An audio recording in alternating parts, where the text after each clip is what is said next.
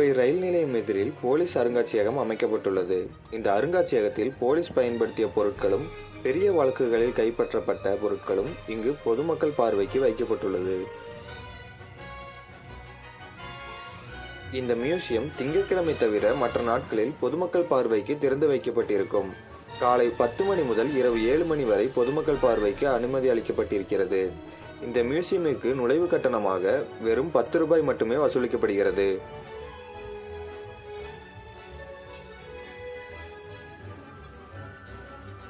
மேலும் அரசு மற்றும் அரசு சார்ந்த பள்ளி கல்லூரி மாணவ மாணவிகளுக்கு கட்டணம் இல்லாமல் பார்வைக்கு அனுமதி அளிக்கப்படுகிறது.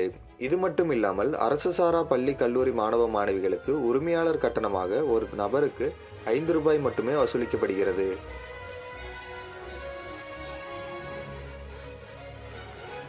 இந்த மியூசியத்தில் காவல்துறையினர் பயன்படுத்திய அனைத்து பொருட்களும் பொதுமக்கள் பார்வைக்கு வைக்கப்பட்டுள்ளது. காவல்துறை பயன்படுத்திய துப்பாக்கி, சீருடை மற்றும் போராட்டங்களில் பயன்படுத்தப்படும் அனைத்து பொருட்களும் இங்கு பார்வைக்கு வைக்கப்பட்டுள்ளது.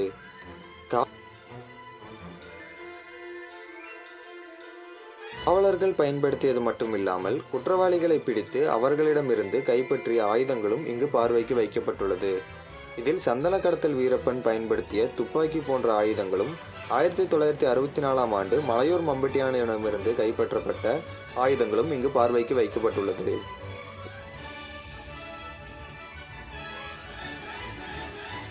இதில் மேலும் காவலர்கள் முதலில் பயன்படுத்திய சீருடையான ட்ரவுசர் போன்ற சீருடைகள் முதல் இப்போது பயன்படுத்தப்படும் சீருடைகள் வரை இங்கு வைக்கப்பட்டுள்ளது.